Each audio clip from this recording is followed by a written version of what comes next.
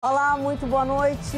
Atualidades Pampa, o seu programa preferido da TV brasileira, está entrando no ar para todo o estado do Rio Grande do Sul.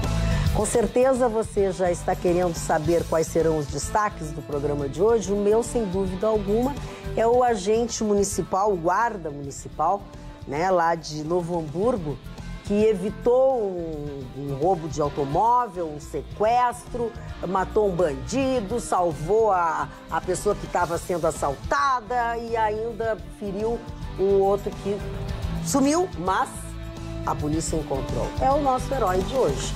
É assim que tem que ser a coisa, né? Tem que tomar atitude. Uma dá um mata-leão num cara na véspera, hoje o outro não roubaram nada. Vamos lá, vamos em frente, que atrás vem gente cheia de maldade. Doutor Ruschel, tu tá tão sorridente? É porque é quarta-feira hoje? Primeiro saudando a sua beleza, dona Martina.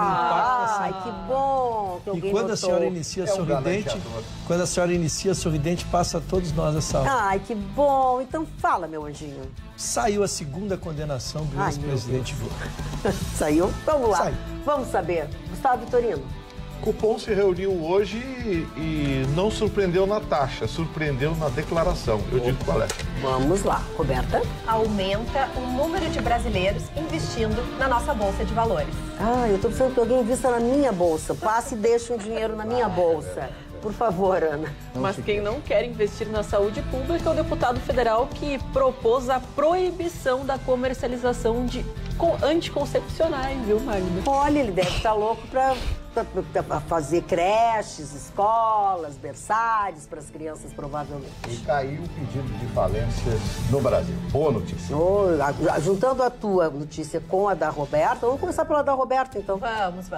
Magda, com essas taxas altas e históricas que a Bolsa de Valores tem se apresentado e também, justamente com o que depois o nosso Gustavo Vitorino vai trazer, que é a taxa de juros Selic, a taxa está baixa e isso está fazendo com que o investidor brasileiro vá buscar outras alternativas. Somente em janeiro, 45 mil novos investidores, pessoa física, chegaram à nossa Bolsa de Valores. No total, 858 mil investidores, pessoa física. Em um ano, o crescimento foi de 38%. Esses números ainda representam uma pequena fatia. Por quê? Porque a grande maioria dos investidores na nossa bolsa são estrangeiros, com 44%, e institucionais, 28%. E o que acontece? A manutenção, então, como eu tinha falado, o perfil desses investidores são 44%, aliás, 76% são homens entre 26 e 45 anos que moram na região sudeste do nosso país. Mais da metade, 55% desse total, tem no máximo 45 anos. Por outro lado, os investidores com mais de 46 anos concentram 80% do montante pessoas físicas investidas. Então, assim, as pessoas mais jovens estão entrando mais rápido na Bolsa. Porém, quem está investindo mais são as pessoas com mais idade. A Bolsa hoje, para encerrar, fechou em queda. Foi a maior perda diária desde maio de 2018. Caiu 13,74 e fechou em 94 mil pontos. 94,635 mil. Mas o que é importante? Quem investe em Bolsa tem que entender o ciclo econômico. Tem que investir na queda. Então, comprar quando tudo cai e quando está alta, vender. Hoje, possivelmente, essa queda foi uma queda que acompanhou as bolsas internacionais, que o preço do petróleo caiu e aí derrubou várias bolsas internacionais. E também, por fim, a questão justamente daquilo que a gente chama de movimentação de realização de lucros, que é quando os investidores vendem, porque ontem teve recordes. Então, é isso, são movimentos.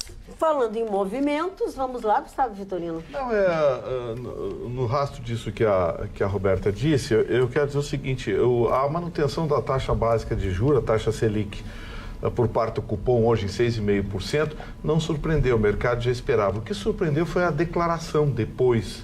E isso, na minha opinião, foi muito mais responsável pela queda do que propriamente aquela coisa de mercado, cenário externo, coisa e tal, que é um discurso do mercado que já há algum tempo habita alguma coisa quando eles não sabem o que dizer.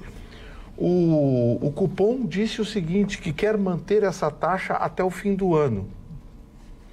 Não dá um país como o Brasil, que tem uma economia esculhambada, é uma bagunça a economia brasileira, porque as variáveis são frágeis. Você não pode, no mês de janeiro, início de fevereiro, dizer que vai manter a mesma taxa até dezembro. O mercado recebeu isso muito mal. Muito mal. E muita gente, como a Roberta falou, realizou hoje, vendeu a ação. Teve gente que segurou preço, teve gente que jogou preço lá embaixo e atirou no mercado. A queda de 3, não sei o quê, foi a maior queda dos últimos tempos, por conta de uma declaração infeliz. Então eu quero sugerir aos ilustres membros do cupom, as cabeças pensantes, que, por favor, determinem a taxa de juros para cima, para baixo, mantenham, estabeleçam viés, mas não deem declarações como essa de que querem manter a mesma taxa de juros até dezembro. Porque num país como o Brasil, você não pode dizer o que vai acontecer com a economia daqui a 3 meses. Muito pior, daqui a 11 meses. Então, por favor, a velha máxima em economia também funciona. Boca fechada não entra mosca. E menos sempre é mais, né, Gustavo Vitorino? Menos é mais. E esse caso é um caso típico. Menos é mais. Fala. Apenas para chamar a atenção que as expectativas da Bolsa são otimistas. No ano passado, houve apenas 3 IPO, que é a entrada de empresas na Bolsa de Valores, que a gente chama.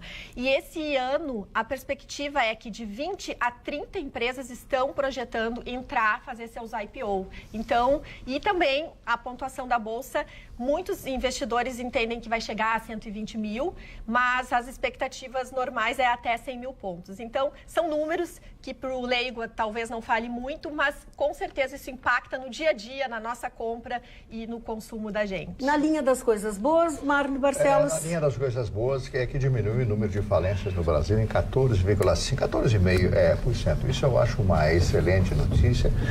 Algumas recuperações judiciais, como por exemplo da Avianca. A Avianca estabelece um novo parâmetro jurídico no Brasil,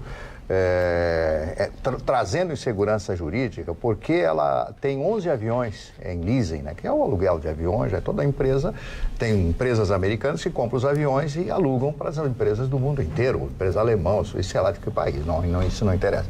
E eles não pagam as prestações e o juiz disse o seguinte, que prejudicaria a empresa, prejudicaria aquele que voa, né? Os passageiros ficariam prejudicados, dando um prazo maior para a entrega desses 11 aviões. A frota de 50 entregar 11 aviões. Isso estabeleceu uma insegurança jurídica nesse mundo da aviação, que é um mundo caríssimo, né? Cada avião custa 100 e poucos milhões de dólares. Isso é um problema muito sério dado pela Avianca. E na contrapartida, a boa notícia é que a Azul antecipou a compra de mais de 20 aviões novos da Embraer para substituir a frota antiga de aviões também da Embraer.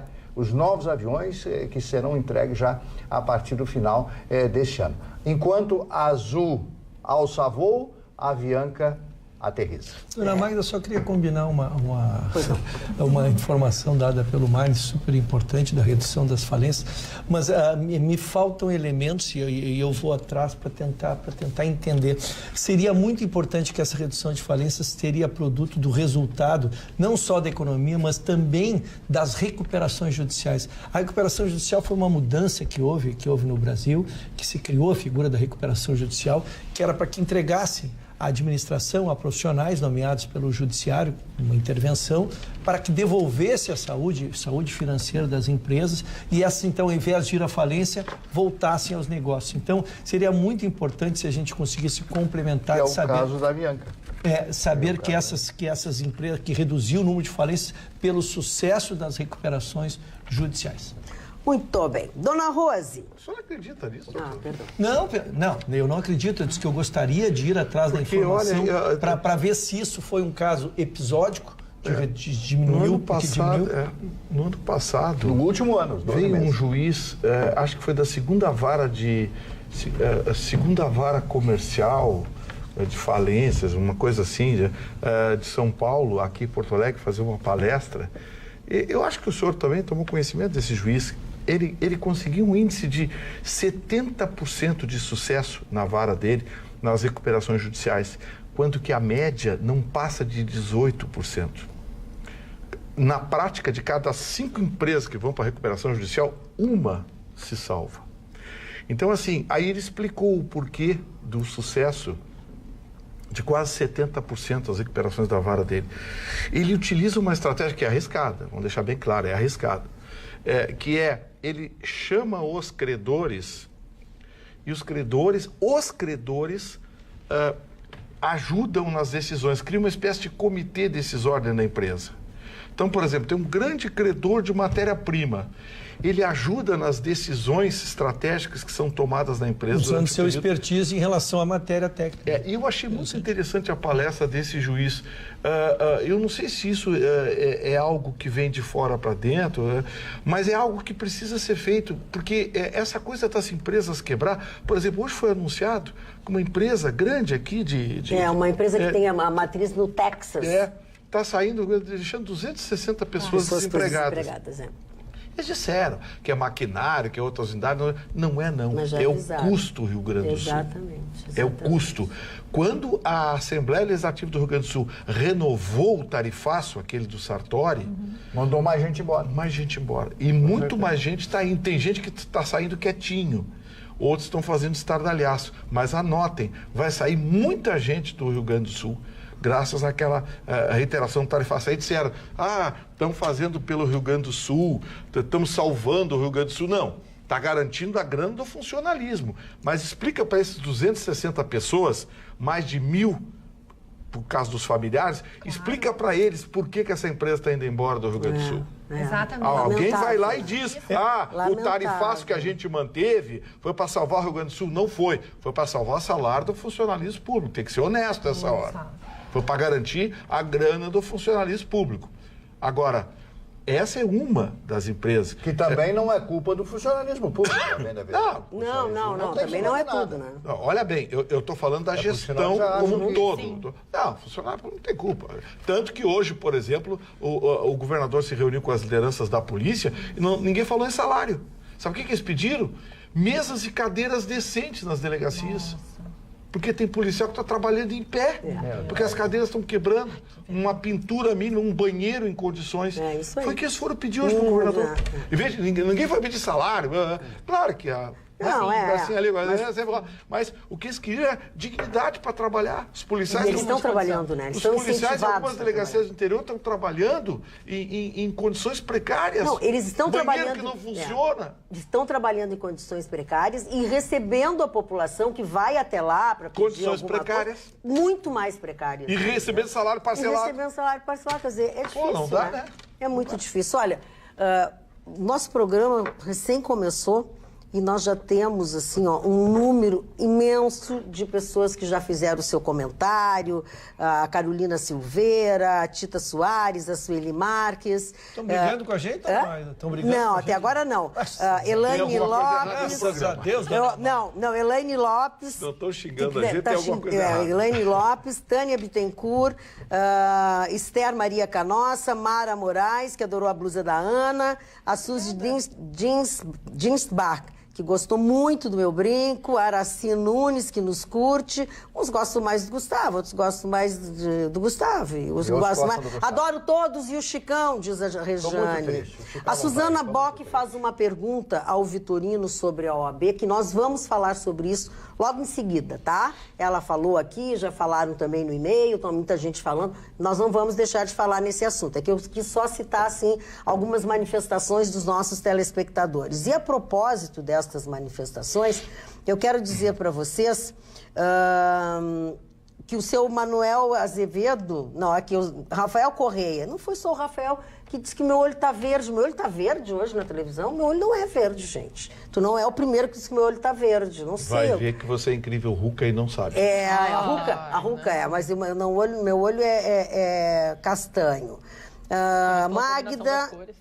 Combinação das cores. E ele disse assim, algo que até hoje que eu nunca disse para você, nunca tinha prestado atenção, estou aqui encantado com teus olhos esverdeados. Estou recebendo muitos elogios, não sei porquê. A Maraí também fala isso, mas o Jorge Vanderlei Pedroso da Silva quer saber sobre a terceira condenação de Luiz Inácio Segunda. Lula. Não, A é segunda. só ele, A segunda. pessoas aqui. Então vou justificar a minha manchete, dona Então, Márcia. vamos lá.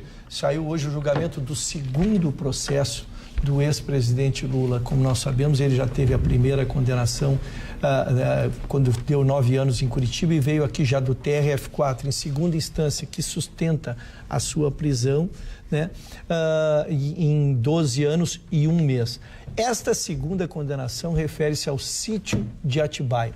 A condenação foi 12 anos e 11 meses. Foi uma sentença subscrita pela juíza substituta, a doutora Gabriela Hard, que não será quem ficará no comando dos processos, mas enquanto está lá, foi ela quem assinou essa sentença. Existem ainda, para que se organize, mais 5 inquéritos, dona Magda, sendo que um está pronto para sair a sentença a qualquer momento também.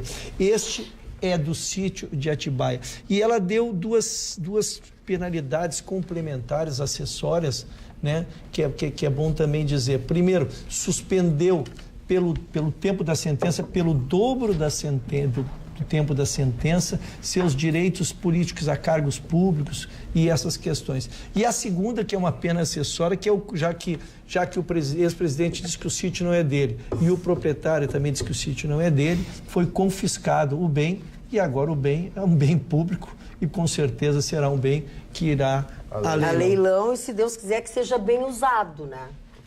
As teses esposadas a gente vai poupar, porque é uma coisa técnica, a matéria, evidentemente que a defesa alega que ele não é o proprietário, que não estava no registro de imóveis o seu nome, e essas questões, mas essa é uma matéria técnica que seria enfadonha para nós discutirmos aqui. Perfeito. Essa condenação, somada à primeira condenação, chega a 25 anos. Claro que isso aí vai ser motivo agora de recurso, pode haver embargos de declaração, eu não conheço o texto da doutora Gabriela Hart, o texto da sentença, mas também certamente será motivo de apelação ao TRF4, que pode ou ampliar ou reduzir a pena. Mas o que começa a ganhar um novo cenário aí é a progressão de regime. No Brasil, ninguém cumpre mais de 30 anos de cadeia, mas os benefícios ligados, especialmente à progressão de regime, são calculados sempre a partir do somatório das penas. Com isso, o ex-presidente Lula soma 25 anos de condenação e ainda responde a 5 processos.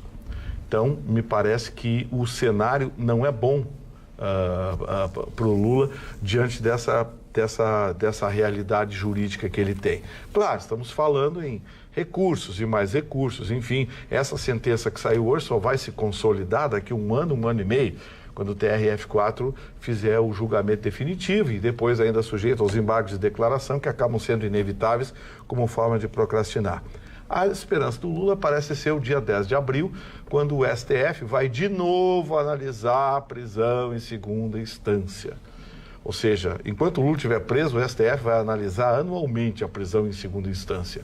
É aquela turminha que está lá lutando desesperadamente em favor da impunidade, liderada por Marco Aurélio Mello, Gilmar Mendes, Lewandowski e agora o presidente do STF, Toffoli, que parece que quer tornar o Brasil o paraíso do crime do colarinho branco. Tanto que o ministro Marco Aurélio, em 24 horas da proposta do Moro, já saiu falando mal da proposta do Moro no dia de hoje. Seu Marco Aurélio está mais do que na hora de se aposentar, porque esse cidadão constrange o mundo jurídico e constrange o país como ministro do STF. Por lembrar essa matéria que o Vitorino citou, dona Magda, que é da prisão em segunda instância, ela também faz parte. Nós temos aqui que vamos dia a dia ir desmontando o pacote de 14 matérias que tem dentro do pacote do hoje ministro Moura. Essa é uma delas.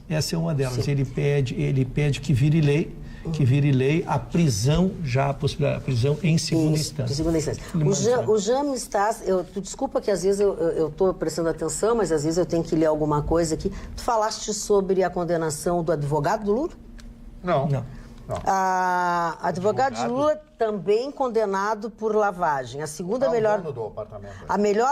A segunda melhor notícia da sentença de Gabriela Hart é a condenação de Roberto Teixeira, advogado e compadre de Lula, a 3 anos de prisão por lavagem de dinheiro.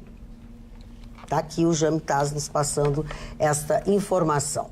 Olha aqui, ó, a dona Glacira e algumas pessoas que também se manifestaram pelo Face do programa, que falaram mal de mim, que eu não posso dizer que a mulher tem decote, não tá querendo ser pega. Olha, eu respeito a opinião de todas vocês. Se vocês acham mesmo isso, né? Porque tem muita gente que faz para ficar no mimimi a mulher, aí ninguém defende a mulher, que feio que a Magda fez. Perdão, esta é a minha opinião e eu não arredo o pé dela. Acho que a mulher que se pela ou que se mostra disponível, ela manda uma mensagem. Assim como a mulher, quando está bem vestida, elegante, tem uma postura elegante, ela manda também uma mensagem. Cada um dá a sua mensagem do jeito que quiser. Vitorino, nós vamos ter que falar sobre um assunto. Não, primeiro eu quero dizer que a Cláudia Nunes e o Luiz Nunes estão lá em Uruguaiana nos assistindo e morrendo de saudades. Logo que ela chegar aqui, vai me avisar, manda abraço a toda a bancada. Eu quero dizer para vocês, antes que a gente comece a falar em coisas mais pesadas, que hoje eu tive o prazer... Mais pesadas? Mais pesadas que a gente falou. Embaixo do mau tempo. Embaixo do mau tempo. A senhora disse que ninguém estava nos xingando hoje. Mas agora começou. Não, é que eu estava assim, dourando a pílula um pouquinho, entendeu? Mas hoje eu tive o privilégio e a felicidade de conhecer o nosso telespectador mais jovem. Ele tem 3 meses e ele se chama Marcelo. E ele efetivamente nos assiste, porque a mãe dele comprovou para mim. E eu cheguei na casa dele, ele estava no carrinho e tal, na minha. Daqui a pouco, quando eu falei, ele fez assim. E cada vez que eu falava, ele fazia assim. Ele fica assistindo, ele assiste mesmo. E ele é filho da Silvia Breitenbach, minha amiga querida, que é aí de Veranópolis. A família dela toda nos assiste. Filho da Silvia com o Rafael, um amor, um menino lindo. E é o nosso mais jovem telespectador, Aninha. Telespectador mirim. Um beijo para a família toda. Vamos lá, Aninha. Vamos aqui as participações também através do nosso WhatsApp. As pessoas falando aqui, na realidade, a tua xará. Ela se identificou como Magda de Charqueadas. Fala que assiste o programa todos os dias com o marido Humberto. Um abraço para vocês, obrigado pela audiência. Adoramos os debates entre vocês e os aprendizados. Continuem sempre nos dando as informações mais preciosas do dia. Também um abraço para o pessoal de Santa Maria, o Fabrício, que está atento aqui ao Atualidades. Tem gente que fala que sempre assiste as 2 vezes, com ainda reprise com o Rabicho. Então, a Solange de Canoas, um abraço também. Boa noite, bancada. Apesar de reduzida, mantém a qualidade. Magda e Roberto estão lindas. Vitorino sempre cirúrgico. O Brum Neto. Também as pessoas pedindo a respeito da manifestação do presidente da OAB. Muitas pessoas através do nosso WhatsApp. O Vitorino daqui a pouco vai se manifestar. Eu vou se manifestar sobre isso. Boa noite, bancada, né? Então, o Brum Neto e as pessoas aqui sempre participando, e queria também destacar a respeito da tua opinião, né? Não querendo discordar, mas às vezes tem que contextualizar no ponto de que por mais que a vestimenta da mulher emita uma mensagem, porque às vezes é um intento, né? As pessoas estão procurando se relacionar, flertar, no ambiente de uma balada, que a gente sabe que o pessoal já vai meio que na maldade, mas nada isso também, mas nada disso é convite, né? A gente, como eu falava aqui com o Vitorino, roupa não é convite, não é para passar a mão, tem que respeitar, porque se ela tá às vezes com um decote, usando ela espera uma abordagem, mas sempre com educação e respeito, né? Nunca chegando daquela forma intensa. Nesse caso em especial, o que chama atenção é que se trata de um parlamento.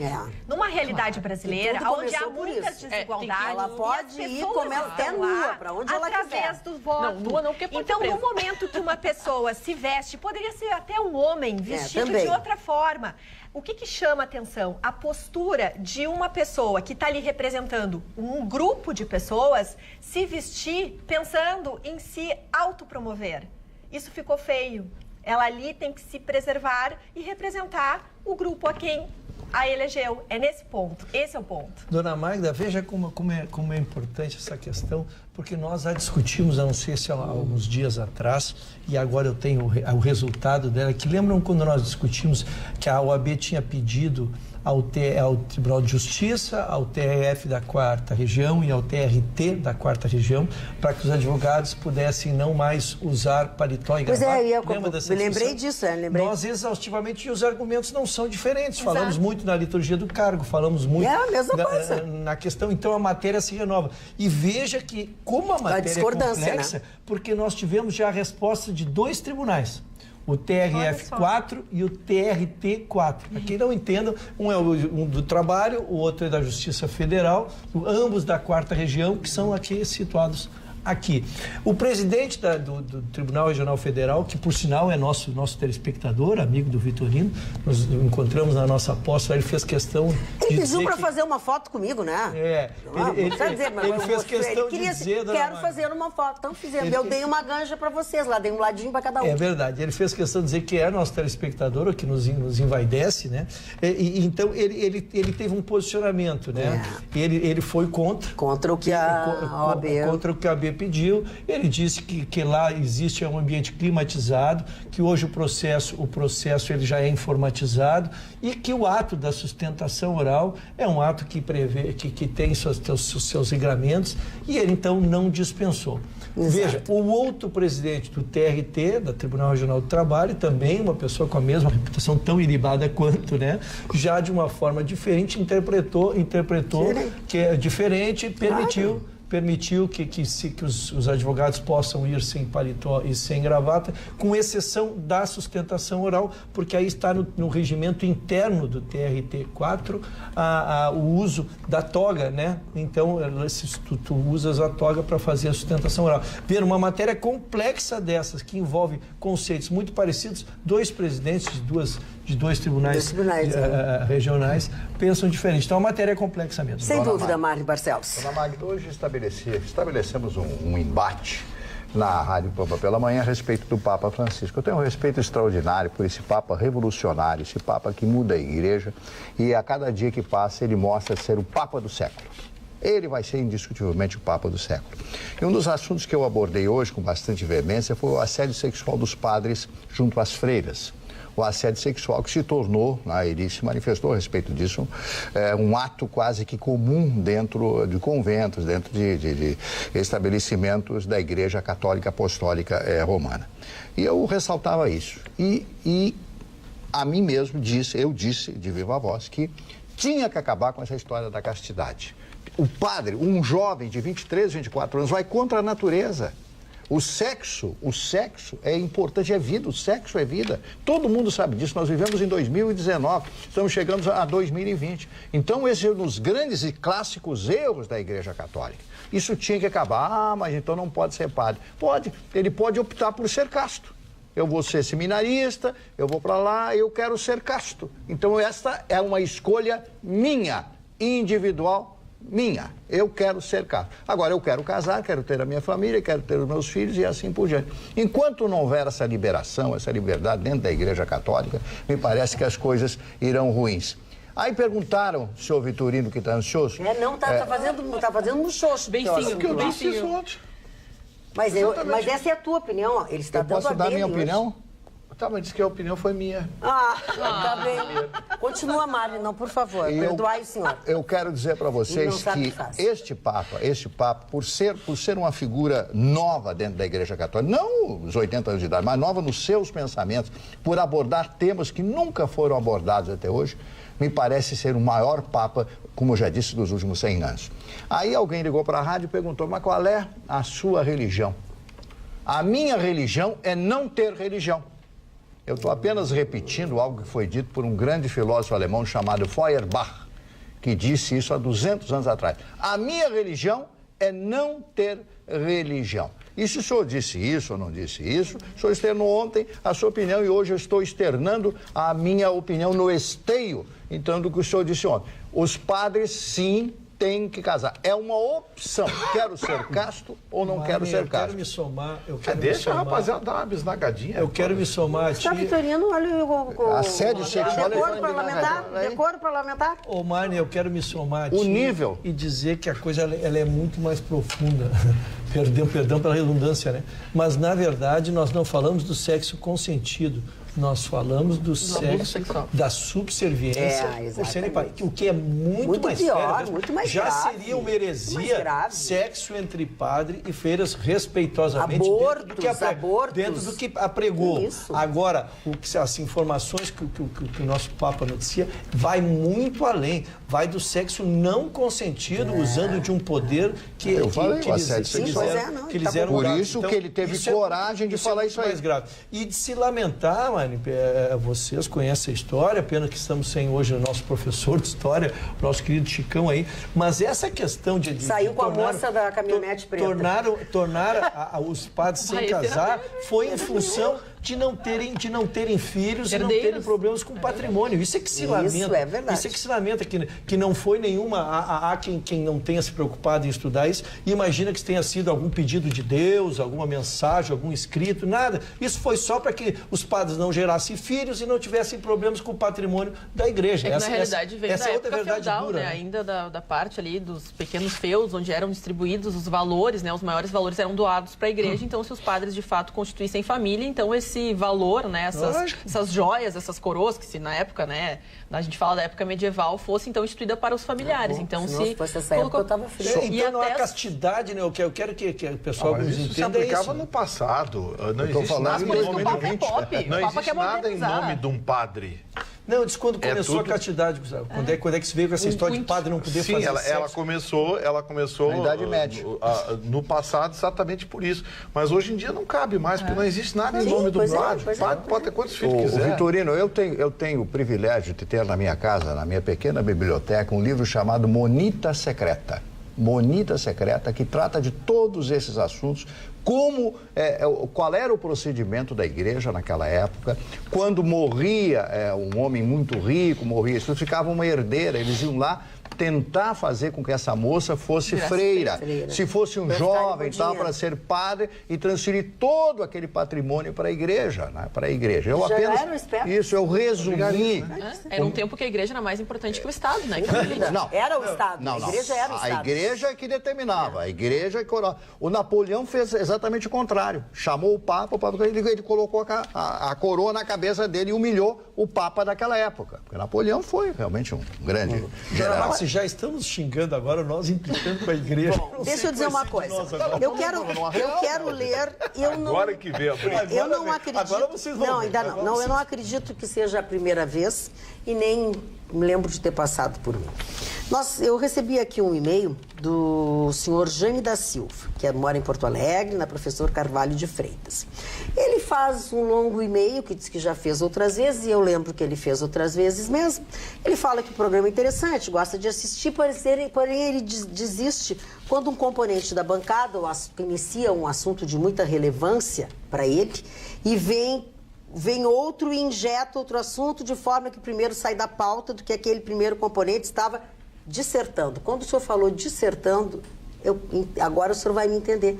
Esse programa não é para dissertação. A pessoa tem que ter agilidade, porque nem todo mundo gosta do mesmo assunto e todo mundo quer dar o palpite. Se ele diz que a dona Magda é dona de muitos cortes, realmente... Sou mesmo, até porque a minha função aqui é dar ritmo ao programa e dar voz a todos. Mas que não sou só essa dona Magda e tal, como já mandei vários textos e nada aconteceu, não sei se haverá mudanças. Se não houver mudanças, terei de mudar o canal. O que não gostaria de fazer, pois os assuntos apresentados...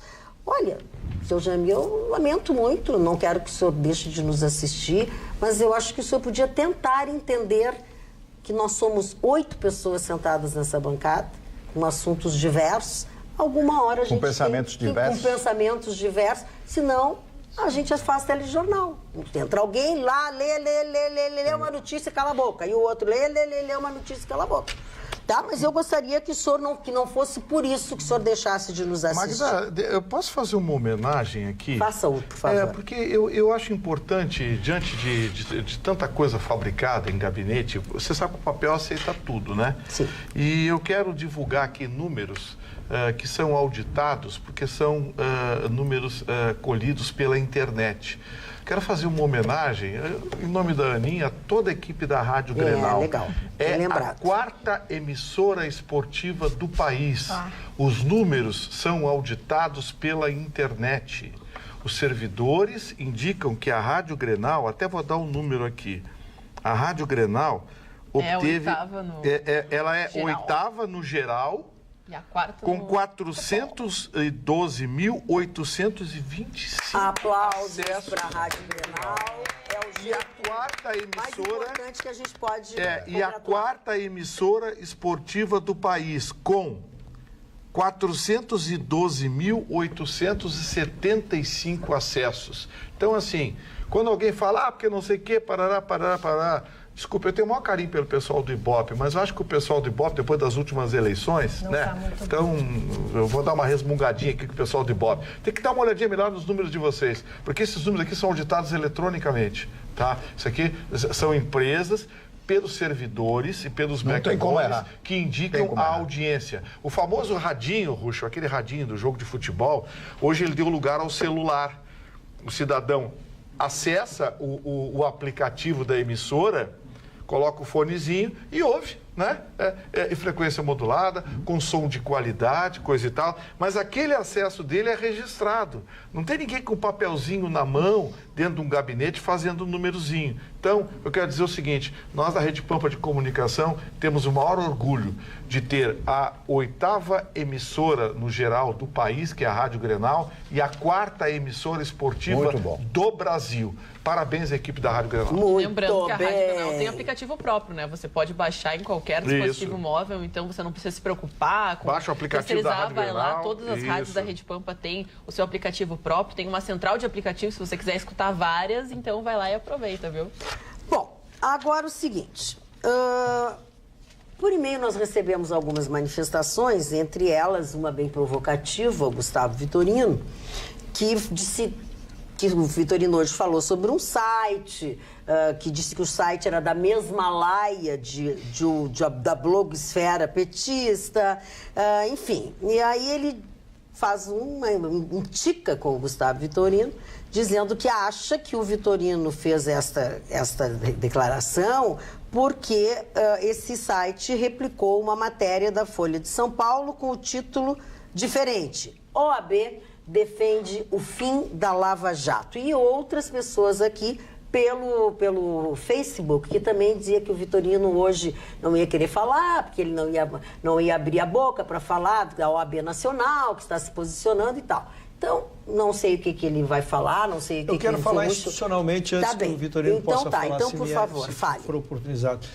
Eu quero dizer primeiro o seguinte, o presidente foi eleito, o doutor Cláudio Lamar, que é o ex-presidente, chegou, nós tivemos sexta-feira o recepcionando aqui no aeroporto.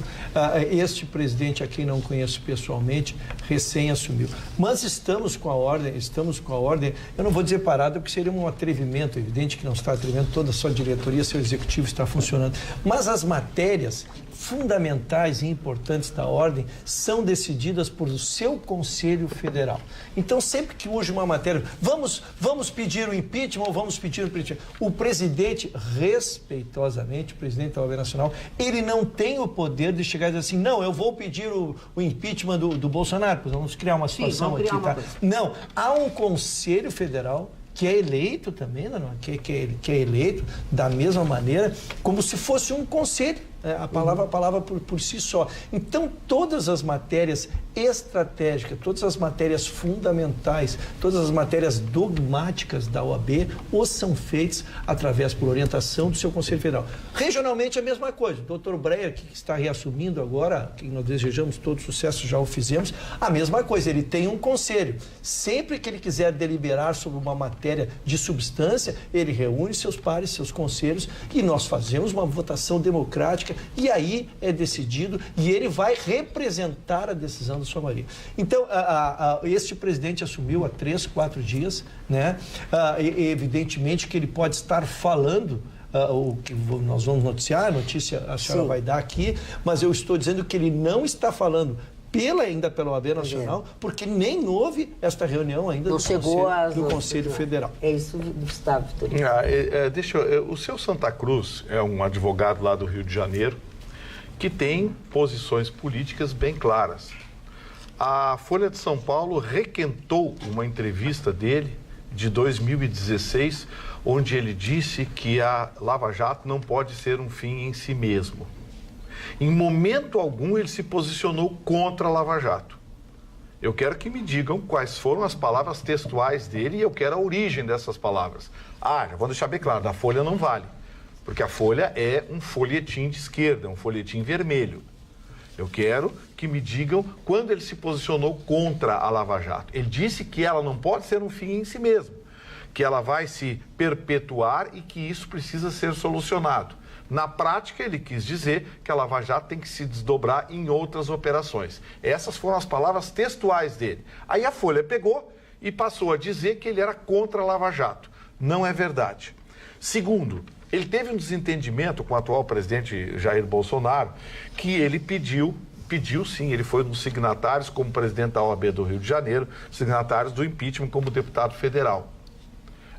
Ele tem um pensamento, ele é contra o Bolsonaro e acusou o Bolsonaro de várias coisas, mas olha bem, ele não era o presidente nacional da OAB e, segundo, essa outra entrevista que ele se desentendeu com o Bolsonaro também foi há 3 anos atrás, em 2016.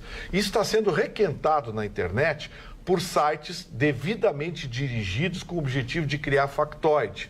É a turma de sempre. É o antagonista, que é o Maynard, que agora vai virar de esquerda, porque o Maynard é assim, se a direita está no poder, ele é de esquerda, se a esquerda está no poder, ele é de direita. É o Maynard, é a turma dele. Tem outros sites aí, não vou citar o nome, mas eu quero a origem. Eu quero a origem da declaração. Deu uma entrevista para a empresa tal, em tal hora, tal lugar.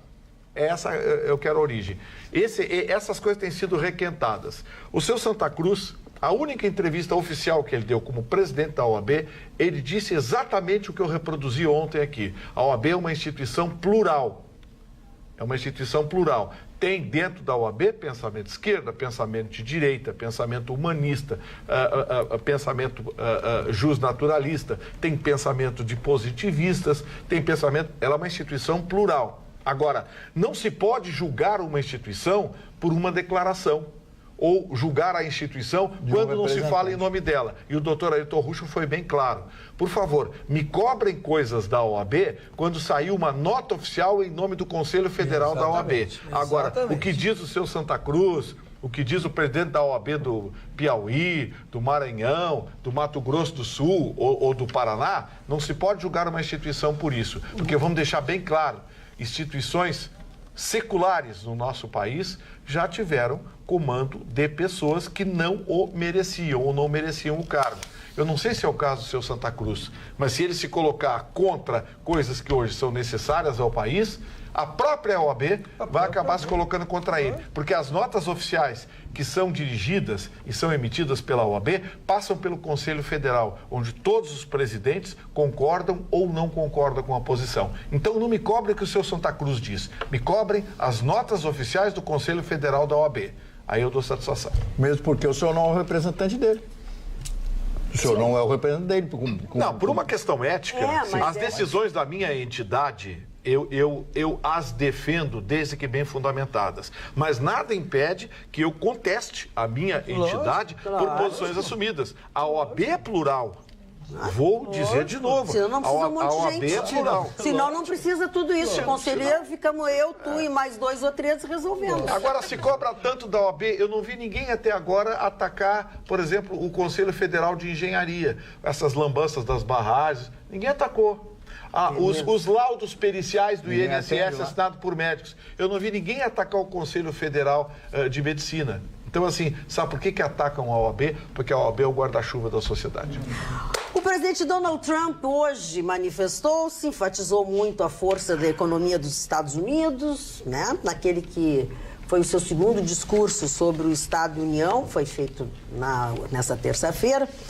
Misturou uma série de estatísticas, retomou também a história do muro e coisas do tipo, assim, né? E ele disse que quer fazer e quer e não abre mão e aquelas coisas todas. E ele convidou um menino para assistir o seu discurso, tá?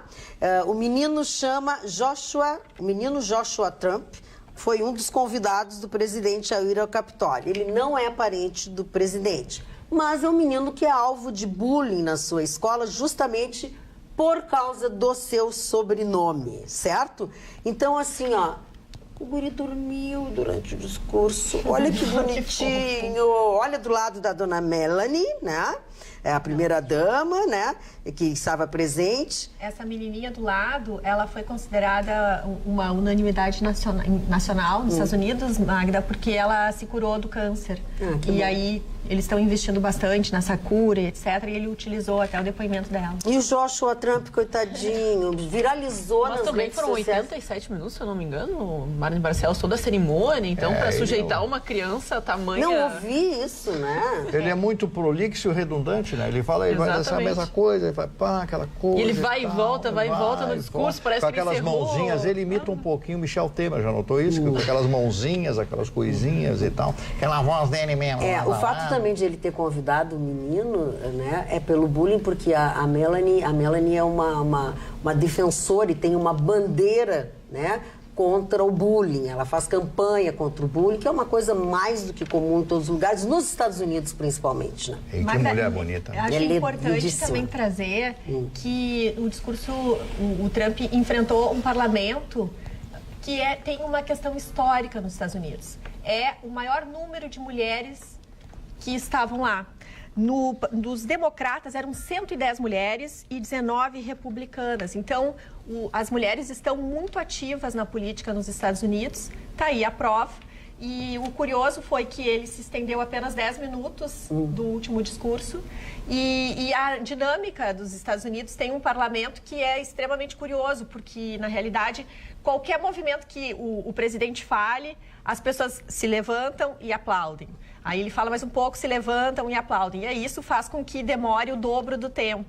Né? Mas é um parlamento bem organizado, é curioso de ver as diferenças do que acontece conosco aqui. Vamos aos nossos telespectadores, Aninha? Vamos, aqui muitas pessoas se manifestando ainda sobre a questão da vestimenta. A Cida coloca que concorda contigo, que tem que ir de acordo com a ocasião também. Mulher, homem é homem. A Rosângela de Canoas fala, Magda, tu é ótima, essa bancada é ótima, esses cortes do programa são um atrativo que fazem a diferença a respeito da opinião. E ela acha que só tem gente inteligente falando aqui, viu? Muito obrigado pelo seu comentário. Boa noite, pessoal. O que a igreja evita são processos no caso de divórcio e pagar essas pensões intermináveis. Acabei de digitar aqui, o Ruschel falou, foi muito rápido, parabéns pro nosso advogado da bancada, né? Tem alguém que tá reclamando da tua franja, que é pra tu cortar a tua franja, tá muito comprida, desculpa. Peraí, Beto, alguém me arranja um espelho aqui. Para aí, o Marcelo de Guaíba. O Marcelo de Guaíba fala, os padres ortodoxos casam e tudo funciona muito bem, obrigada, somente os cargos acima dos padres que exigem tamanha, então, situação. Aqui o Jorge Silva eu queria pedir, porque ele achou que maldade, às vezes, a pessoa tem um intento de fazer alguma atividade, né, ilícita. Não, a maldade, eu digo assim, que a pessoa vai pra flertar, é uma gíria jovem, né, vai na maldade, então me peço perdão, porque acho que ele não entendeu muito bem. Vai na maldade? Vai já querendo se encontrar com alguém, entendeu? Na maldade é bom pro outro que tá na maldade, assim. Na maldade ou na bondade? Depende do ângulo. Olha aqui, ó, digamos, vai à luta. O cara vai à luta. Não, o cara tá na maldade, a guria tá na maldade. E aqui o Luiz... jovem. O Luiz de Santa Rosa, ele fala aqui a respeito de que, sim, que a gente tá bem informado e que os seus olhos realmente parecem verdes hoje, Magda Beatriz. Acha que é questão da tua vestimenta. Já disse porque, embora não seja um expert na matéria, os seus olhos castanhos combinados com a luz amarela lhes deixam esverdeados. Vou ter que comprar uma lâmpada dessa, botar um clique aqui, andar sempre com uma coisa assim em cima da cabeça. Se vocês me encontrarem por aí com uma luz. E a Dora Tildes também fala que a questão de se sentir bem representado, né? Vai ver que alguns eleitores se sentiram bem representados, mas a maioria, principalmente as eleitoras, talvez tenham sentido incômodo. Mas quem não, de fato, representou muitas pessoas e muitas mulheres que votaram no deputado federal Márcio Labre, do Rio de Janeiro, do PSL, ele foi eleito. Então, mas nessas proposições de lei, nas 5 propostas que ele enviou, uma delas chamou muito a atenção da mídia, principalmente do público feminino, o projeto de lei 261/2019, que fala a respeito da proibição da comercialização e distribuição de anticoncepcionais para as mulheres. Porque ele fala que isso é um micro aborto. Então, que de fato as mulheres só deveriam ter relações sexuais para procriar, porque não pode ter microaborto, não pode tomar pílula, não pode colocar o DIU, não pode usar nenhum método contraceptivo, porque isso de fato seria um microaborto e ele não aceita porque ele é pró-vida.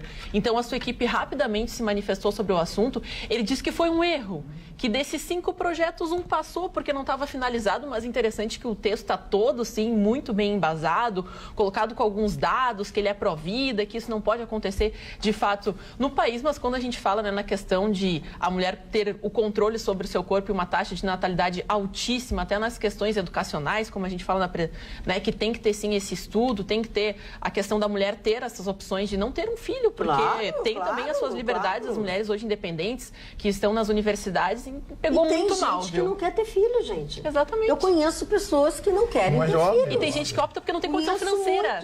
Não é nem porque quer, não quer ter filhos. Tem muita gente que opta por não ter filho porque sabe o que é ter um filho e ser responsável até o fim da vida por essa pessoa. Porque o teu filho pode ter 20, 30, 40 anos, que no aperto tu é responsável. Se ele precisar e hoje nós falamos de um sistema educacional tem gente que não tem condições emocionais para ter filhos, tem gente que não tem condições financeiras para ter filhos, e são pessoas conscientes. Mas eu estou vendo projetos muito mais inteligentes. O jovem hoje, ele se forma, ele faz sua pós-graduação, ele se firma profissionalmente, então sabe que terá até melhor condições de atender este filho, né? A nossa geração... Eu acho isso maturidade e responsabilidade. Éramos pais e mães muito jovens, né? E hoje o jovem, ele já administra, exatamente porque hoje tem a pílula, porque tem alguma... A camisinha. Os pré-conceptivos, a camisinha, os DIUs, né? Então, eu acho que esses anticonceptivos foram exatamente para isso, para que tu possas hoje programar uma boa família. Dona Magda, eu estava me recordando agora do poder da igreja. A igreja sempre teve um poder sobre o Estado muito grande. Em 1750, 50 e poucos, quando o Marquês do Pombal se torna o grande homem do Império Português junto ao rei, ele começa a expulsar os padres, a tirar dos padres da Igreja Católica Portuguesa, porque sabe que a Igreja Católica em Portugal é fortíssima, como é na Espanha, né? Alguns países a Igreja, na Polônia, por exemplo, né? Então, o Marquês do Pombal, essa grande figura que se chama Sebastião Melo, o nome dele, foi o mesmo do nosso querido amigo deputado Sebastião Melo. Um dia disse, mas por que não? Mas o nome dele era Sebastião Melo. Esse homem extraordinário, Marquês do Pombal, que tinha uma personalidade muito forte, ele retira e faz com que não seja o Estado pertencente à igreja determinar essas atuações. Quando a Aninha falou com muita, a nossa babyface, falou com muita propriedade, como é que o camarada quer tirar a pílula, tirar isso? E o Marquês do Pombal se notabilizou porque em 1755 acontece um terremoto em Lisboa, onde morrem milhares de pessoas. E ele, a partir daquele instante, naquele desespero, a baixa toda destruída, a parte alta da cidade também destruída, ele começa a criar prédios que lá estão até hoje, que são os chamados prédios pombalinos, que advém justamente da atuação do Marquês do Pombal. A importância desse homem na história portuguesa. Primeiro, com a retirada do poder dos padres da Igreja Católica junto ao Estado português. E segundo, por tudo aquilo que foi feito após o terremoto de 1755. Muito bem. Eu não quero deixar de atender o pedido. Foi ontem, inclusive, que ele fez um e-mail. O nosso telespectador, Breno Galo, ele quer, por favor, que o Gustavo Vitorino faça algum comentário sobre bitcoins.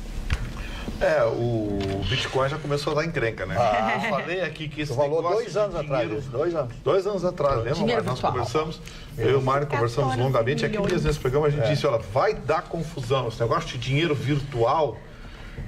Você queria comprar um carro com Bitcoin, não é? Dinheiro tem que ter lastro, tem que ter origem, tem que ter garantia. Tem que ter um Fort Knox. Dinheiro não é um papel que um dá para o outro, não. Dinheiro é o compromisso de um sistema monetário que funciona harmoniosamente. Quer dizer, eu devo R$100 para a Ana. Ana, eu devo R$100 para você. Tá bom. Aí eu não dou R$100 para a Ana. A Ana deve R$100 para a Roberta. Aí, Roberta, você cobra os R$100 que o Gustavo me deve dele, tá bom. Aí eu digo, tá bom, eu vou te pagar quando a dona Magda me pagar os R$100 que ela me deve. Vai custar. Virou uma farofa. Muita terceirização. O Bitcoin é mais ou menos isso. Você não tem lastro. Você compra direitos de créditos. Esses direitos de créditos são totalmente virtuais. Então, o que acontece? Essa encrenca começou, Magda, porque um sujeito morreu. Sim. Ele era um dos distribuidores, dos gestores e investidores. O sujeito morreu e morreu com a senha... Quadriga. Morreu com a senha do Bitcoin dele. Mais de 114 milhões de dólares pessoas perderam, os investidores. Em valores. Atualizados. O cara morreu. Olha, eu vou começar a notar. Só ele tinha a senha de operações. Ninguém sabe mais e não tem como obter outra senha. Não tem que ele recuperar a senha, não existe. Não tem, porque a garantia do Bitcoin é a pessoalidade da senha. Então, assim, foram mais de 100 milhões de dólares de dinheiro que gente que vendeu créditos e transformou em Bitcoin, que é a moeda virtual. Então, assim, eu sempre disse, esse negócio vai dar estouro, isso é uma vigarice. Isso é uma vigarice, é uma promessa de crédito futuro. É o primeiro estouro. Anotem, tem muito mais encrenca na frente. Muito mais encrenca. Gustavo, falando em encrenca, acho muito importante trazer para o telespectador que e-mails indicam que a Vale soube de problemas em sensores de Brumadinho 2 dias antes do rompimento da barragem. A troca de e-mails foi identificada pela Polícia Federal. Em depoimento, o engenheiro disse ter se sentido pressionado a assinar uma declaração de estabilidade da barragem. Então fica aí uma notícia que é escandalosa e que com certeza vai repercutir muito ao longo dos próximos dias, porque são vidas e vidas e vidas. Andei lendo, inclusive, que o empreendimento da Disney, nos Estados Americanos, pretende investir no país e que estão estudando, inclusive, utilizar... Hoje eles disseram que absolutamente. Exato. Notícia de hoje. Exato. Isso que eu queria trazer. Ninguém nunca passou pela nossa cabeça. Isso que eu queria trazer, que a quantidade de oportunistas diante de famílias e de dores humanas é absurda. E o que está acontecendo agora com a Vale vai ser bem danado. Porque eu espero, né? A Polícia Federal está identificando e-mails e o curioso é que esses engenheiros... Chato, tu tá ouvindo a concorrente, não tá? Assim o que aconteceu foi o seguinte, ó. O que aconteceu foi o seguinte, Ruschel, lembra que nós falamos aqui da culpa formal do dolo eventual? Deixou de ser dolo eventual. Você sabe o que o engenheiro responsável pelo laudo... sério? Ele disse hoje. E a Globo o delegado perguntou para ele, escuta, com esses e-mails aqui, ó... foi a André Sadi que conseguiu. 3 dias antes, 2 dias e meio antes, 2 dias antes, 3 dias antes. Exato. O senhor está dizendo que a barragem ia estourar. Ela vai estourar a qualquer momento. Aí, se o seu filho estivesse trabalhando lá, o que o senhor faria? Ele disse, eu ligaria para ele sair de lá agora, na hora. O engenheiro que assinou o laudo disse. Aí o delegado perguntou, por que o senhor assinou o laudo? Fui pressionado. Bom, aí o delegado partiu para os nomes. Então, assim, a coisa está começando a subir. Da Globo. Mas essa... E deixou de ser, o mais triste, Ruxa, que deixou de ser culpa, virou dolo. É mais grave. Isso saiu agora à tarde. Disse, é muito grave. O engenheiro disse, o sistema de segurança, algumas pessoas usaram mal a expressão, que o sistema de segurança estava com problema. Não, o sistema de segurança estava alertando, vai estourar. Passou de não sei quantas mil libras, eu não sei exatamente, a pressão passou de não sei quantas mil libras, vai estourar. E foi o que aconteceu, estourou. Então, tudo aquilo que a gente falou até agora, tentando pegar leve, do tipo, olha, é culpa, coisa tal, acontece, vão pagar, não são culpados, eles têm culpa objetiva. Agora tem dolo. O problema... Quando o engenheiro disse, vai estourar... Gustavo, eu estou na esteira dos 3 votos. Não só sobre essa colocação e contribuindo, porque de fato começaram a viralizar alguns vídeos de pessoas há um tempo atrás se manifestando a respeito de barulhos estranhos e abalos sísmicos, pequenos abalos de pessoas que moravam nas proximidades, falando que achavam estranho, que às vezes, em alguns momentos, escutavam barulho, que alguns funcionários de muito pequeno escalão que trabalhavam ali diretamente na barragem falavam de alguns desmoronamentos, de situações e alertaram, essa é a grande questão, que alertaram acusaram, então, as pessoas e os responsáveis, dizendo que estavam achando estranho pelo procedimento normal de toda a situação. Então, esses vídeos viralizando, a gente começa a se perguntar, será que ninguém sabia mesmo?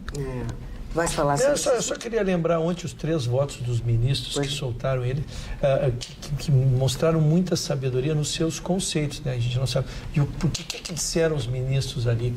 Que a culpa pela culpa, o erro pelo erro, não justificaria a prisão. O que deveria era se investigar quem seria o responsável em encontrando-se o dolo, se do engenheiro ou de quem mandou. E isso não era abordado. A prisão foi pura e simples para acalmar a opinião. Pois é, né?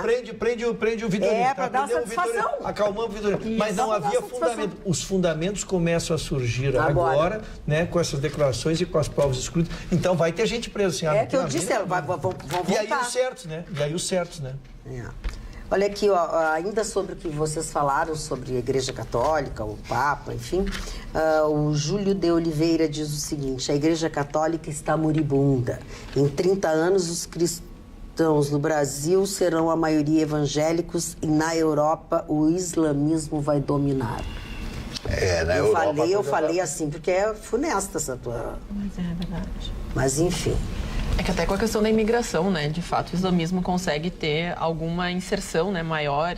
Mas posso mudar totalmente de assunto, Magda? Se me permite. Eu vou ter que dizer, não pode. Como eu digo sempre pra Roberta, para não acharem que eu implico com a Roberta. Pode sim, estou brincando. Eu posso dar uma dica pro Vitorino sobre namoros, Magda? Não, o Vitorino não está vai na vibe. Vai, tá livre, ele pode receber dicas. Está viralizando na internet que a nova moda no carnaval é pergunte em quem a pessoa votou antes de beijar ela. E para evitar qualquer tipo de confusão, estão sendo criados grupos na internet para se encontrar parceiros. E uns que está fazendo muito sucesso, e realmente muito sucesso mesmo, viu, Magda? É um tal de bolsolteiros.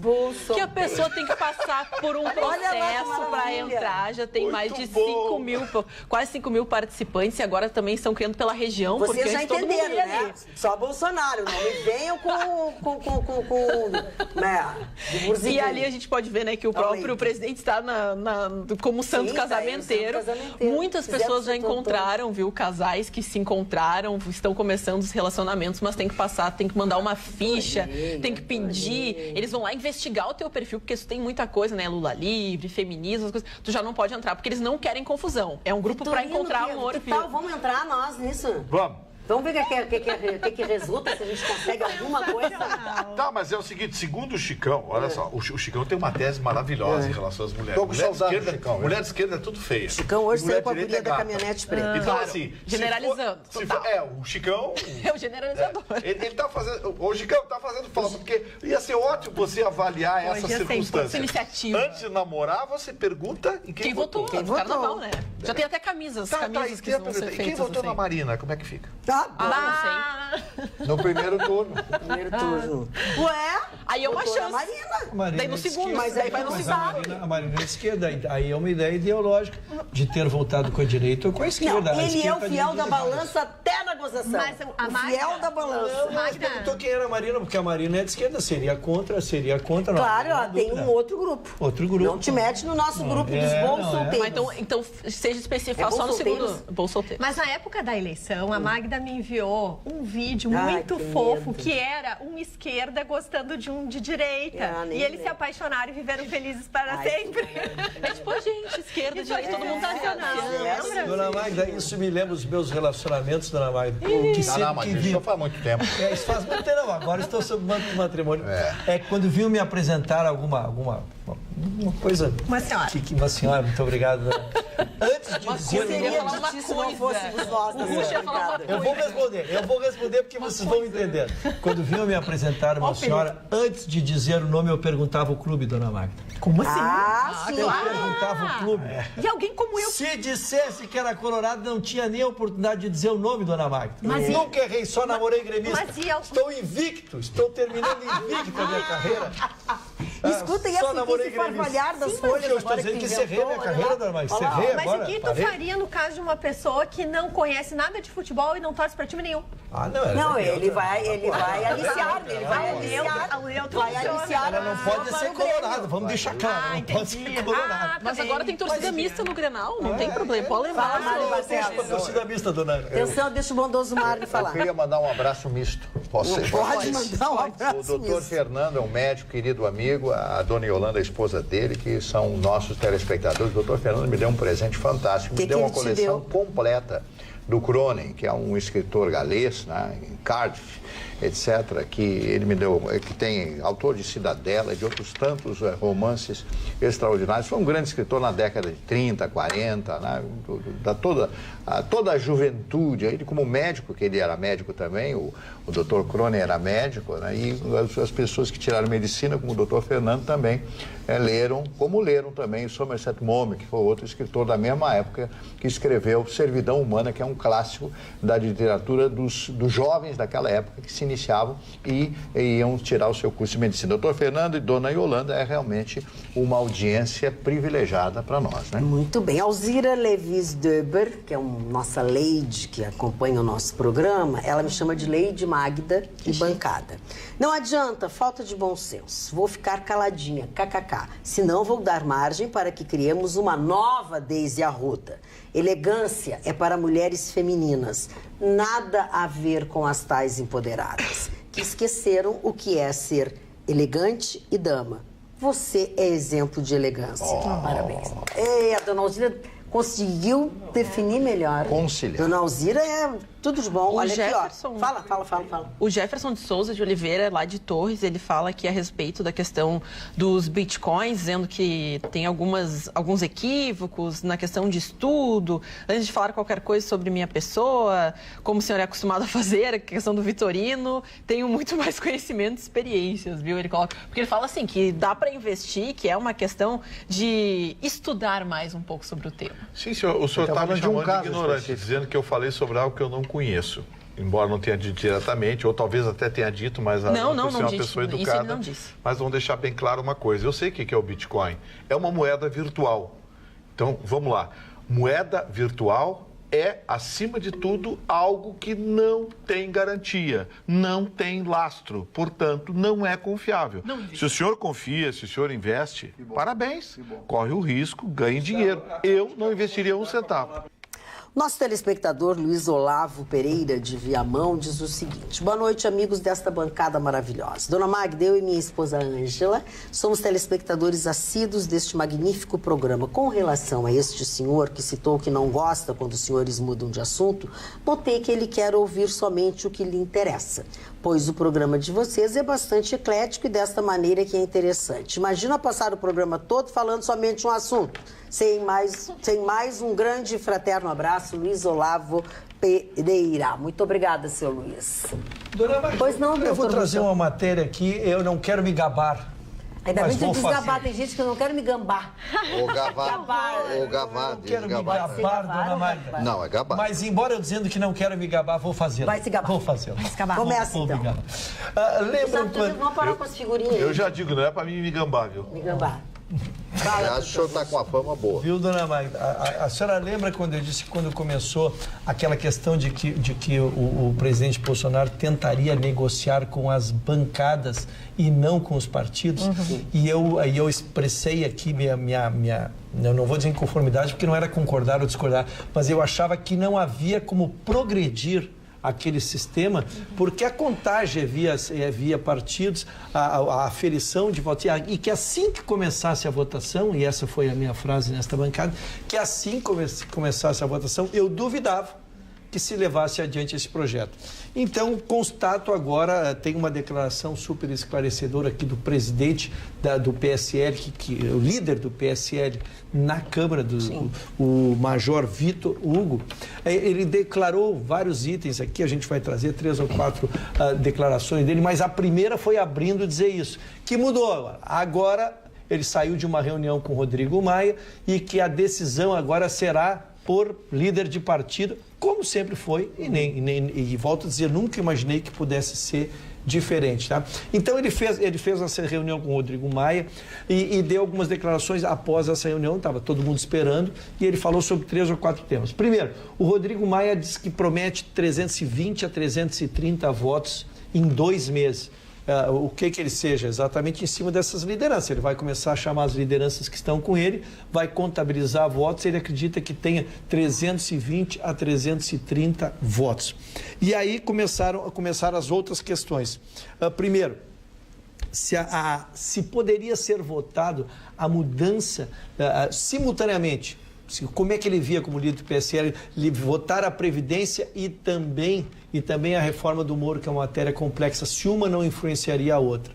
E ele disse que não, ele acha, pelo que ele aferiu, pelo que ele já conversou, essa análise dúbia poderá fazê-lo também. Reconheceu publicamente um erro que ele teria cometido, a sua assessoria, dona... Saiu a convocação para essa reunião que ele teve com o Maia, foi tipo também como nós, aqui informalmente, via WhatsApp, mas ele usou 2 termos que eu até anotei. Ele disse assim, atenção, o pessoal do apoio consistente e do apoio condicionado. E esses líderes se ofenderam.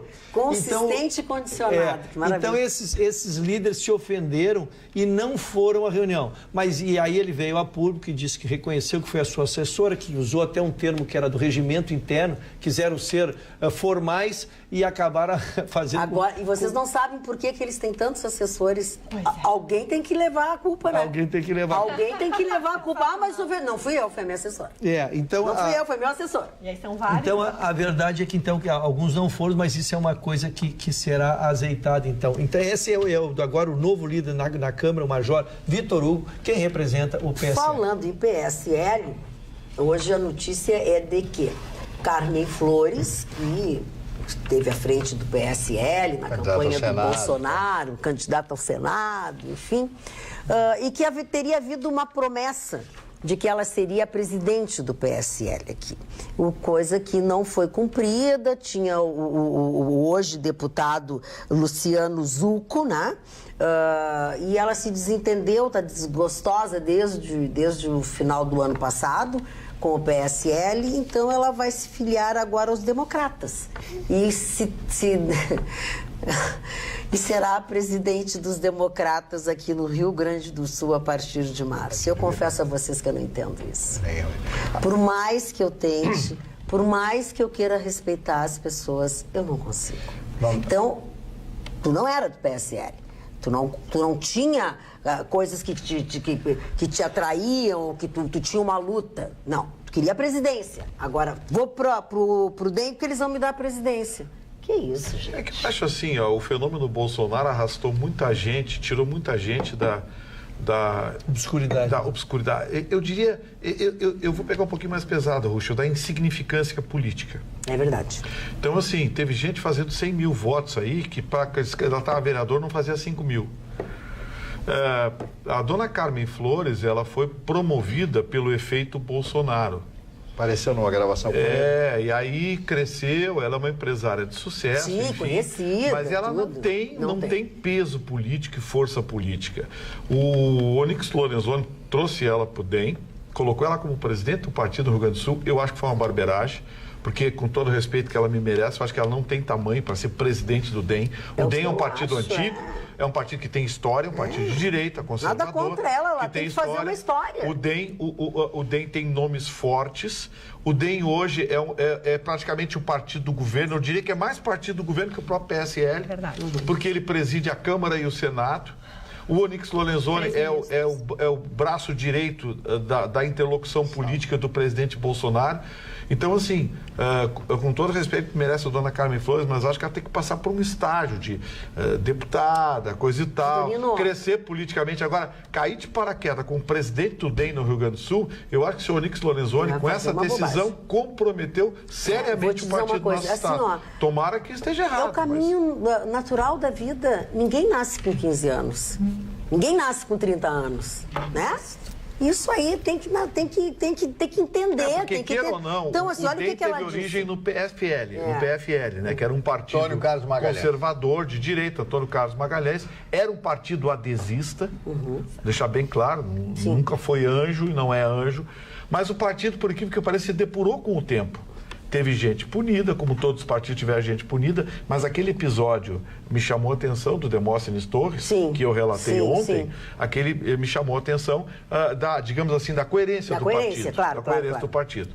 Então, sem entrar em debates ideológicos, eu acho que a dona Carmen Flores, ela tinha que crescer dentro do partido. Mas, olha, vem pra cá e eu te dou a presidência do partido do Rio Grande do Sul. Eu acho que o Onix fez uma barbeiragem. E ela já... E a lei da barbeiragem, ele está tirando muita gente fora do DEM. E assim, ó, deixa eu te dizer... Muita gente vai sair do partido por causa disso.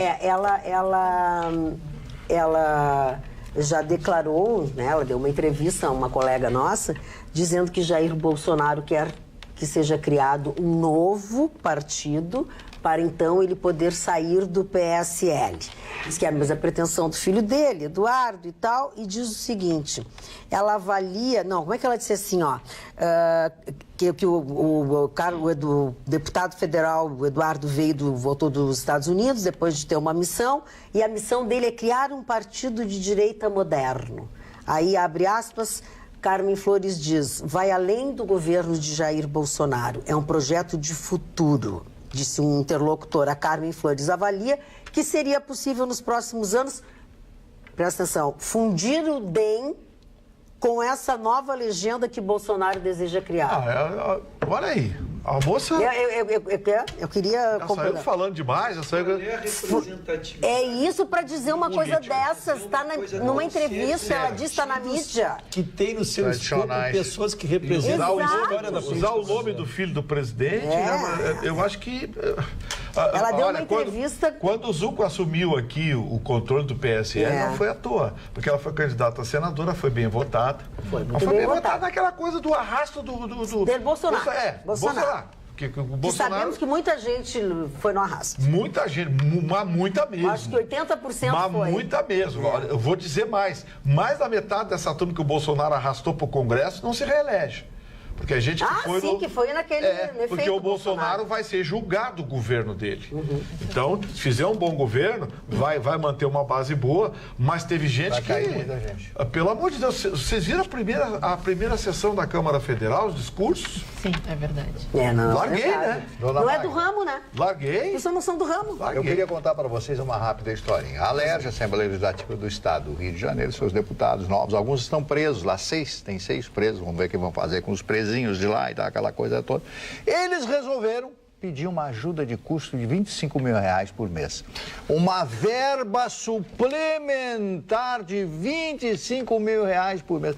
Mas eu já vi a Assembleia com cara de pau, mas igual a ALERJ. Olha, eu sou cidadão, eu recebi a medalha Tiradentes e a medalha Pedro Ernesto, por momentos importantes da minha vida profissional. Pedro Ernesto te deu uma medalha? Também. O Pedro é meu afilhado. Mas ele me dá uma medalha. Ele te deu uma medalha? Ele me dá. O Gustavo Vitorino respeita a medalha. Mas eu quero dizer para vocês que quando eu li essa na Rádio Pampa hoje pela manhã, ontem pela manhã, daqui a pouco eu estou no ar de novo, me deu um acesso de riso no ar. Eu tive que rir, porque é uma coisa tão ridícula, é uma coisa tão espetaculosa, vou usar um termo, né, daqueles antigos e tal, mas que não é possível. O Estado falido, eles querem mais uma verbinha suplementar de R$25 mil. Como diria Jô Soares, fica vermelha, cara sem vergonha. Fica vermelha, cara sem vergonha. Vamos aos aniversariantes? Vamos, nós temos muitos hoje. O primeiro aniversariante, o padre Antônio Vieira, que era português, um padre, filósofo, foi uma das figuras importantes, né? Outro, o Amintore Fanfani. Amintore Fanfani foi um político português, italiano, que foi primeiro-ministro, foi presidente de Portugal, uma das grandes figuras do pós-guerra da política italiana. Ronald Reagan, se o Chicão Tofani tivesse aí, ele ia ter elogios. Ele que era um medíocre ator, o Ronald Reagan. Tem 2 ou 3 filmes com ele era bem ruimzinho. Mas, em compensação, como presidente, foi um grande presidente dos Estados Unidos, conseguiu levar o PIB americano e morreu com mal de Alzheimer. Não reconhecia nem a dona Nancy, que era a esposa dele. Eva Maria Braun. Eva Maria Braun. Todo mundo conhece a história de Eva Braun, que foi a mulher de Adolf Hitler. Ele conhece já presidente do partido nazista, vai tirar fotos. Ele tinha um fotógrafo chamado Herr Hoffmann. Ele vai à casa do Herr Hoffmann e vê aquela menina de 17 anos para 18 anos, olhou aquela menina, nem deu bola para a menina, etc. E ela pergunta quem é. Esse aí é o fulano de tal, é o líder do partido, o Führer, o líder do partido e tal. E aí ela se engraça por ele e começa a fazer desenhos e tal, e começa a ter crises de ciúmes. E tal, até que eles começam a ter um relacionamento que terminaria às 15 horas e 30 minutos do dia 30 de abril de 1945, com o suicídio dos dois.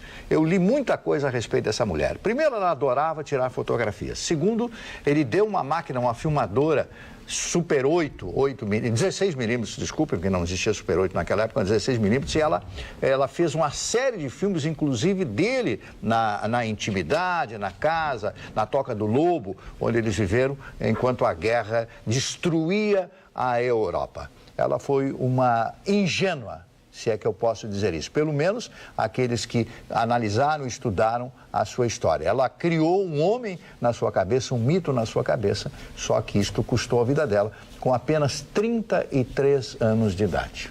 Nossa. É duro essa história. Depois da Eva Braun, Dona Zica, sambista da Mangueira, que o Vitorino conheceu. A Dona Zica, aquela figura fantástica, sempre rindo, sempre brincando, né? Que figura, né, o Vitorino? Fazia melhor feijoada do bolo da Mangueira. Bom, feijoada da Dona Zica. A atriz húngara Zsuzsa Gabor também estaria de aniversário hoje, ela era uma atriz húngara. Armando Marques foi um comentarista de futebol, foi um juiz de futebol muito famoso pelos seus gestos histriônicos. François Truffaut é um cineasta francês. E o Jair Rodrigues, né? Que foi uma das grandes figuras da música popular brasileira. Morreu jovem, né? 75 anos ele tinha, né? Mas o Jair viveu muito à noite, o Jair, sabe, o coração estourou. Quem vive à noite, Marcelo? Sim, senhor. O senhor não vive à noite, apesar que o senhor gosta de ficar tocando e cantando até as 5 da manhã, segundo o que me disseram. O Bob Marley, de aniversário no dia de hoje.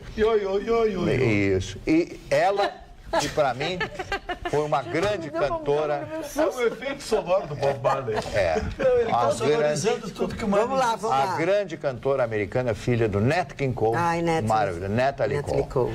Eu tenho algumas gravações dela. Ela fez uma excursão de ônibus pelos Estados Unidos e um camarada acompanhou e fez um programa de 2 horas com ela. Tem esse programa em casa. Linda, bonita, que negra. Ela tinha olhos verdes. Linda, maravilhosa, magra. Olhos verdes como os meus. E ela cantava aquele Unforgettable, né? Que fizeram aquela mixagem com o pai dela, o Nat King Cole, que gravou, o primeiro cantor que criou a Capitol, que foi a grande gravadora da sua época, né? Ela usou drogas e usou álcool, né? Não poderia dar certo isso e faleceu há pouco tempo atrás. Eu também, final de semana, usei drogas. O Axel Rose, cantor, compositor. Foi a droga, quero saber. E multi-instrumentista. Cerveja e a droga viu o jogo do Inter. Tinha certeza. E eu falei do Axel Rose, ninguém deu bola, né? Mas ele não é da nossa idade, é da idade 62, não, 62. Não, Ana já 62. É o cantor do Guns N' Roses. Eu já faço a referência. Se atirava no E a Cláudia Ohana, que está completando hoje 56 anos, ela posou pelada para Playboy, não foi, Vitorino? Sim. Várias vezes. Até a Cláudia Ohana. A Cláudia Ohana. Sim. Ela teve um problema, parece. Não teve nenhum problema. Ela tinha uma característica. Ok, Marlon, vamos adiante, por favor. Os bigodes. Parou. Olha aqui, gostaria de saber se o senhor Marley Barcelos conhece a escritora norte-americana Ellen Golden White, a escritora mais traduzida no mundo todo, que era analfabeta e escreveu muitas coisas que muitos anos depois a humanidade descobriu, principalmente na área da saúde. Durante toda a sua vida, escreveu mais de 5.000 artigos e 49 livros. É lamentável a humanidade, na sua maioria, não ter conhecimento desta escritora. Assina Luiz Felipe Raimundi Duarte de Passo Fundo. Seu Luiz Felipe, se o senhor me presentear um livro dela, eu com certeza vou lê-lo. Se alguém que nunca cursou uma escola, como o presidente Abraham Lincoln, que estudou, era um autodidata, que fez toda a sua vida intelectual, seu acabouço intelectual através das suas leituras, e essa, o senhor me disse que analfabeta, Analfabeta ela não era. Não era. A iliteracia não existia na vida dela. Agora, se o senhor me der o livro, com certeza eu vou ler e vou comentar. Tá proibido o jabá, não faz assim. Não. Como jabá? Bronca, isso é jabá, pedindo livro. Não, isso é outra coisa. A dona Cláudia Dil colocou um recado aqui no Facebook do Antônio desse Pama que eu achei graça. Ela disse: hoje a bancada está estranha. O senhor Vitorino está isolado dos colegas, está calado e sério. Já são mais de 50 minutos de programa e ele ainda não mostrou os dentes. O que está acontecendo? Dona Cláudia, um grande abraço, obrigado. E um abraço aqui, bem-humorada. Um abraço também para Clarice Tomasi, que fala: onde está escrito na Bíblia que padre não pode casar? Eu casaria com um homem de Deus. Imagina o padre Fábio de Mello. Bom, mas aquele Fábio de Mello, né, querida? Tem que conhecer o padre Joaquim ali de Viamão para ver o que isso, que descontrole na bancada. E falando em Ruxa, já que ele se manifestou. Elas estão todas solteiras, esse é o problema. Solteiras. A bancada está toda solteira. Todas solteiras. 100% de aproveitamento. Que é isso? Todas Carnaval, solteiras. né? Tirando as pontas, o resto tem 100% de aproveitamento. Amigo, ó, um mês do carnaval, preparativos. Outra morre. Começa bem antecipado. Eulálio Dreher Guerreiro fala que os olhos do Ruschel se parecem ao tambaqui retirados da água. Olha que lindo, eu vi. Óleo de peixe morto? Que é isso? Tambaqui é aquele peixe que tem olhos verdes. E não é morto, guri, retirado da água. Assim, no momento. Ai, cadê o teu Eu comi lá no Acre, costela de tambaqui. Tambaqui é maravilhoso. Costela de tambaqui. Esse programa, uma quer ver meus dentes, outra quer ver o olho dele. Inventa a cor do olho da Magda. É isso que o Chicão vê hoje, senão ele queria ver a bunda de plástico dele. Não, pra falar. Ai, meu Deus do céu, eu já não sei mais o que fazer. Ele contou aqui. Ele que contou, o Vitorino Terra. Olha, eu acho que o meu olho está esverdeado mesmo, que a dona Shirley Amaral disse. Gateado. Magda, fiquei observando atentamente teus olhos hoje e está mesmo esverdeados. Mas, dona Magda, eu quero dar um depoimento como seu telespectador. Faça-o, por gentileza, com carinho. Olha a voz melíflua dele. Melíflua. Mas eu quero lhe dizer que eu sempre achei que seus olhos fossem verdes. Me surpreende é que a matéria está sendo relevada. A matéria está sendo... Mas olha, a matéria está sendo relevada. Olha as rugas. Ali, ó, está. Eu tenho os olhos verdes, não queria contar nada. Isso é maconha. Parou, não é brócolis, eu comi brócolis hoje. Comi brócolis, por isso meu olho está verde. Dona Magda, quando a senhora quiser recompor o programa... Então vamos recompor nesse momento onde a gente esteja tudo preso. Vamos lá, senão nós vamos sair presos daqui. O outro já botou umas bobagens. Olha aqui, eu não vejo a Carla mais na bancada, diz a Maria Rosalda Albuquerque. Ela está de férias. Ela não aguentou. Aqui a gente está pela lei trabalhista, não vai querer terminar com as nossas férias. Vamos lá. Dona Magda, como eu disse, nós trazendo todos os inquéritos aqui, o inquérito do ex-presidente Temer foi mandado pela primeira instância. Como nós já anunciamos, ele perderia o foro privilegiado e o Fux, então, recebeu agora e o enviou. É aquele embora seja mais de um, este aqui é o daquele do decreto dos portos. Foi muito falado por nós, 3 ou 4. Os valores, dona Magda, de quais são acusados ele e o sócio dele, o Coronel Lima, o Rodrigo Rocha Loures, lembra aquele? O da mala. 32,6 milhões é a acusação que pesa sobre ele. E aí já fui mais adiante. 25 ex-parlamentares perderam este foro privilegiado. Então o STF mandou não só o dele, como mandou mais 25 inquéritos que lá estavam para a primeira instância, que devem acelerar e deveríamos ter punições todas originadas da Lava Jato. Muito bem. Por falar em punições, posso falar de uma punição que vai ser muito cara para o jogador Daverson, porque ele, no clássico, né, Palmeiras e Corinthians, ele acabou perdendo a cabeça e acabou cuspindo em um jogador adversário. E essa, vamos dizer, cusparada custou R$350 mil em multa para o jogador. Prestou atenção, além de ser feio cuspir no outro, custa caro, tá? Pense nisso enquanto eu lhes digo até amanhã. Beijo!